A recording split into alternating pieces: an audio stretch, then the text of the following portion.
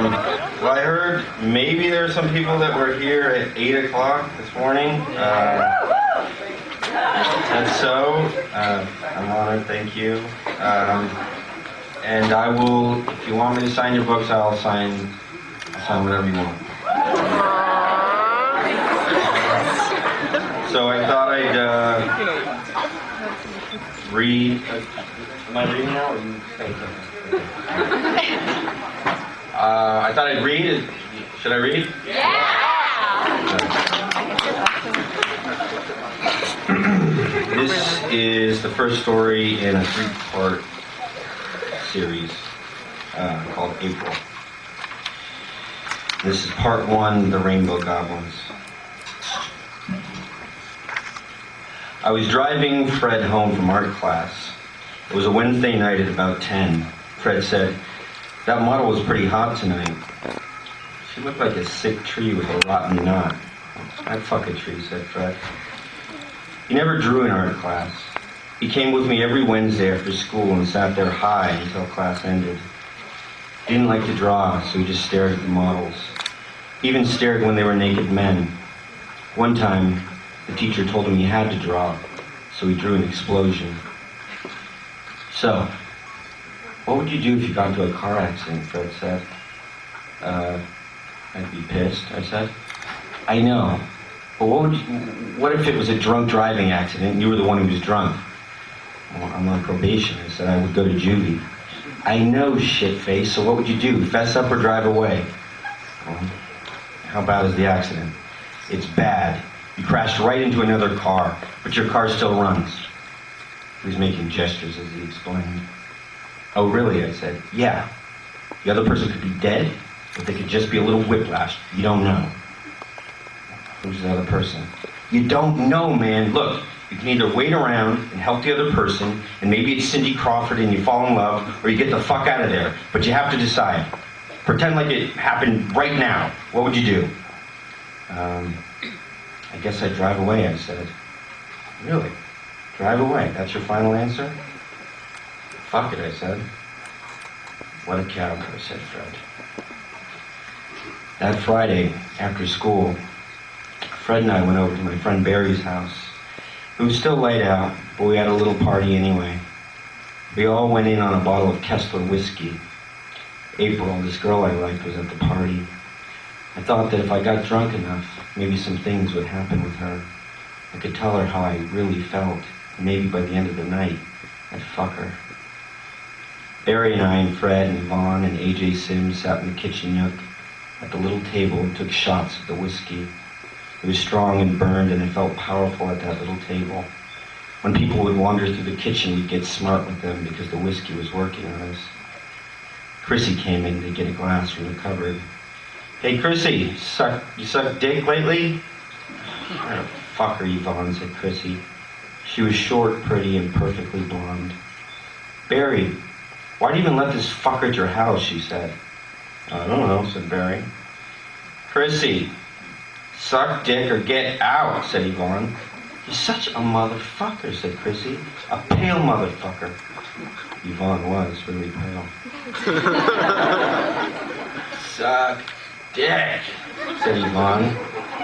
And all the guys drinking whiskey laughed because Yvonne had a running thing with Chrissy where he hated her and just said the worst things to her. Her boyfriend Jerry wasn't there, so we felt free to laugh.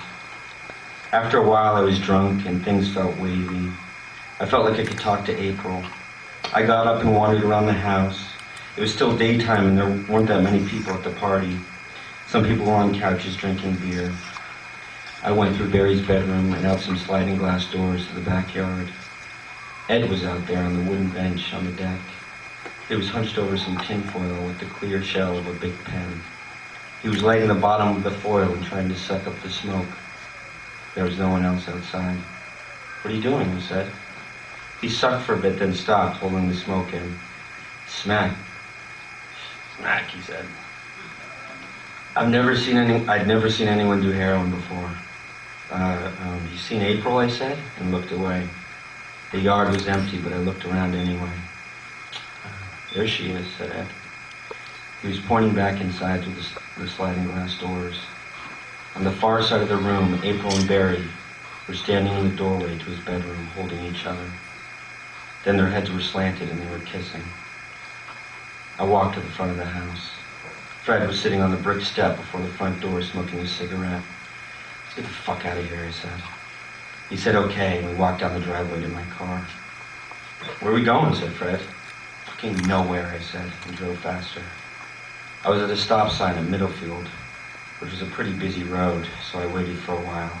I was still angry.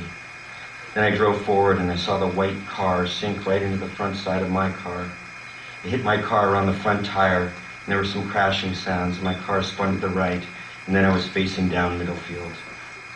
For a moment, I just stayed there. It was all very still, more than still. And then I was driving again, fast.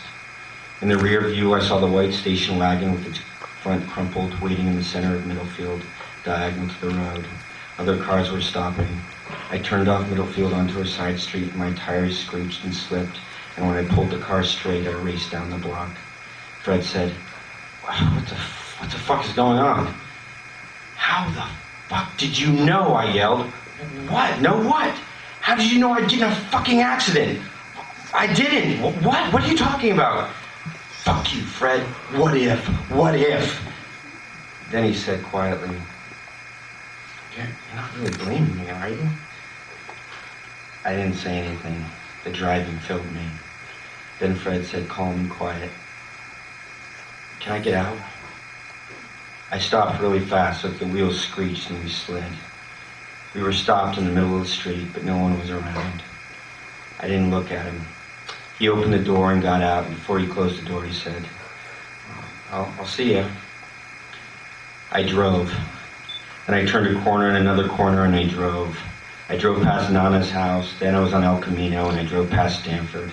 I turned off El Camino and drove past my elementary school. While I drove, I thought up ideas. I'd tell my dad that I'd crashed into a tree. I'd tell him I'd pay for the repairs. Then the car started growling.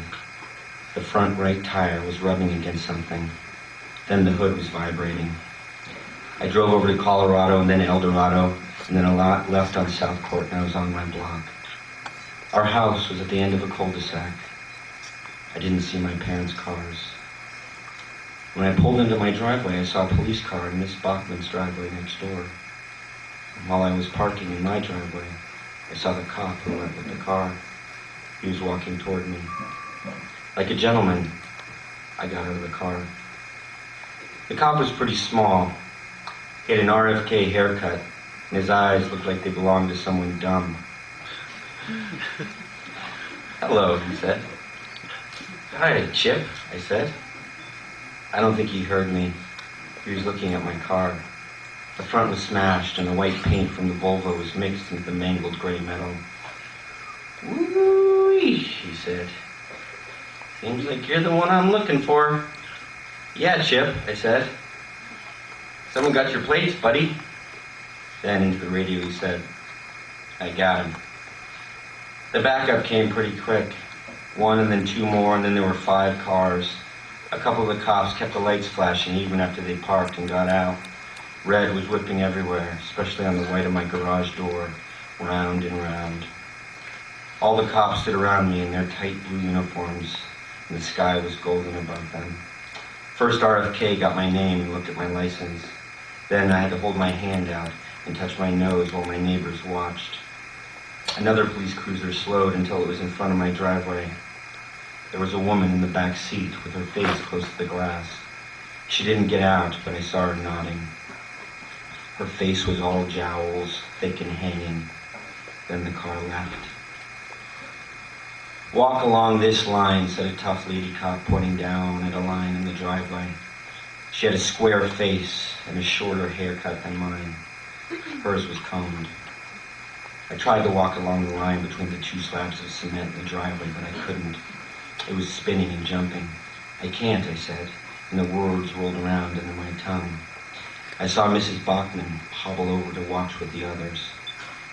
I was tired of being the show. "Say the alphabet backward," said the tough lady cop. "You say," I said. "If you're trying to get wise," she said, but she got interrupted. "Looks like we got a wise one here," said the RFK cop. "I'm not wise, Chip," I said. "I just can't say the ABCs backwards. I can't even do it normally."